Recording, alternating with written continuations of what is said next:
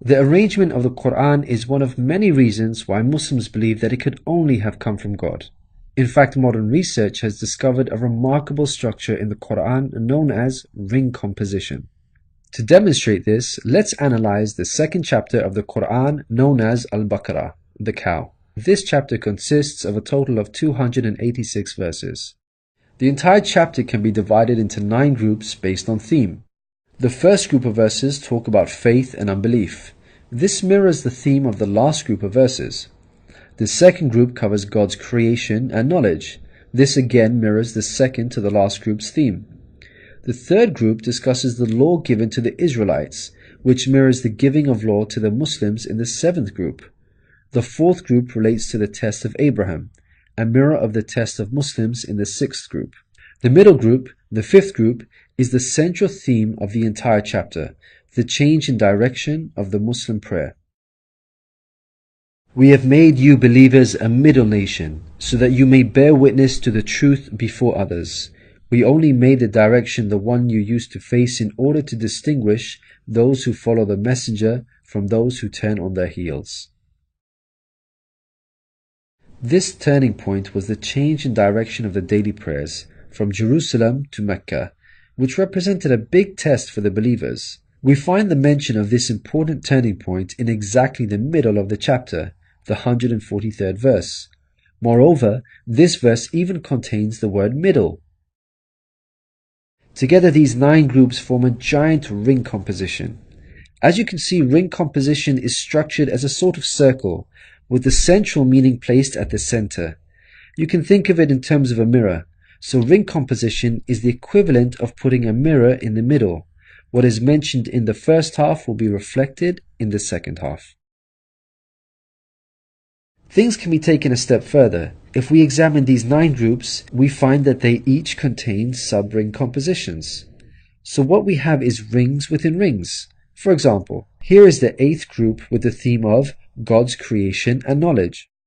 We can see that the beginning and the end both have the themes of giving and charity, and the central theme of God's power and knowledge is placed in the middle. Things can be taken further still. This sub-ring contains yet another ring within itself. This is the 255th verse known as Ayat al-Kursi, the verse of the throne. Just like the chapter which contains it, the verse of the throne can be divided into 9 groups based on theme. The first and 9th parts each mention God's personal names. The 2nd and 8th parts both state that God never tires. The 3rd and 7th parts describe that God owns everything in the heavens and the earth. The 4th and 6th parts make it clear that God has total control over us and we are dependent on Him. Notice that the middle of this verse mentions before and after, which could be yet another allusion to the mirroring of ring composition. It's worth highlighting that not only does the verse of the throne contain its own ring composition, but it is also positioned as a sub-ring within 2 larger rings, a concentric ring composition.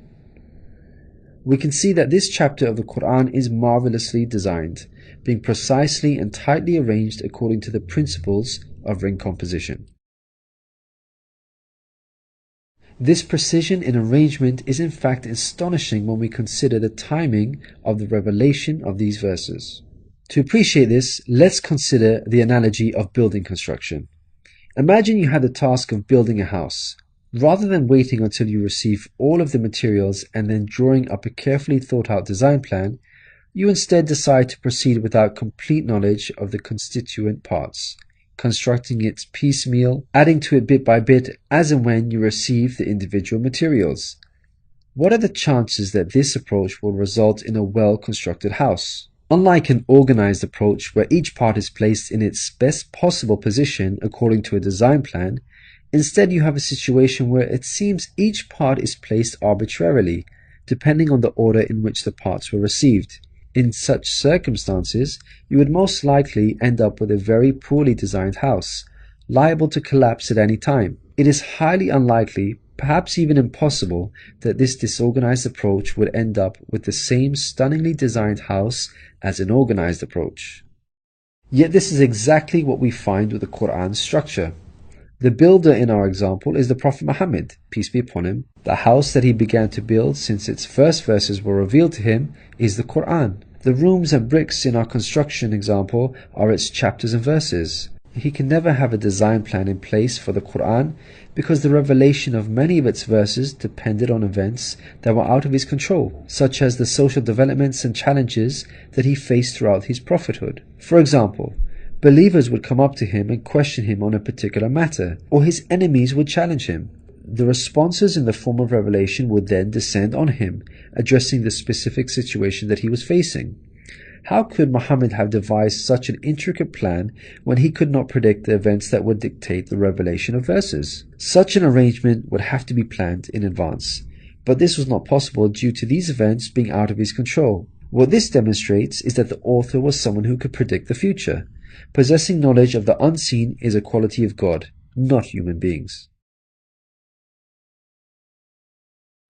Some critics may point out that books prior to the Quran had this literary style, and therefore we cannot use this as an evidence for the Quran's divine origin. However, comparing the Quran to other books is like comparing night and day for many reasons.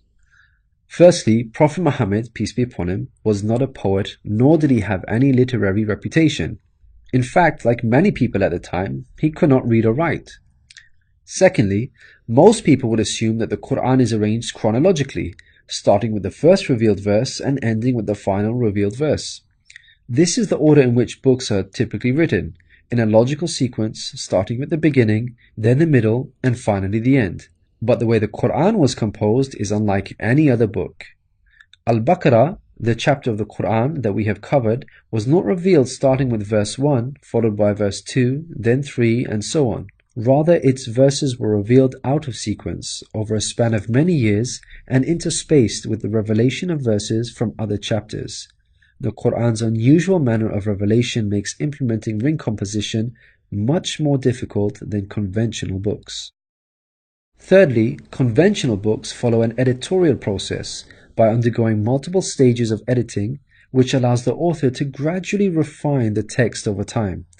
However, the Quran did not undergo an editorial process. Prophet Muhammad, peace be upon him, would place the verses in their positions as soon as they were revealed to him. With each new verse, he would not go off and review what had been previously revealed to see where he can position them in order to maintain a ring structure. Rather, spontaneous revelation was immediately followed by the placement of the verse, its position fixed. When we look at the history of the Quran's compilation, there is not a single instance of a verse being moved around in order to make it fit a ring composition. Fourthly, achieving ring composition in conventional books is much more feasible as the author has complete control over the content, allowing them to plan their structure ahead of time. As we've already seen with the Quran, its content was circumstantial as it was tied to events that were out of the control of the Prophet Muhammad, peace be upon him, and therefore he could not plan a structure ahead of time. Fifthly, the Quran was first revealed as an oral recitation, not in written format. With written books, you can easily plan a structure because you can quickly and conveniently refer back to what you have written previously. But with a recited text like the Quran, the Prophet Muhammad, peace be upon him, would have had to rely on his memory in order to recall what was previously revealed, a much greater challenge. In light of all these difficult circumstances, wouldn't you expect the Quran's structure to be jumbled? What we find against all odds, however, is that the Quran contains a remarkably sophisticated structure. The circumstances of the Quran's revelation, together with its precision and harmony, represent a compelling argument for its divine origin. Your companion is neither astray nor being misled, nor does he say anything of his own desire. It is no less than inspiration sent down to him. He was taught by one mighty in power.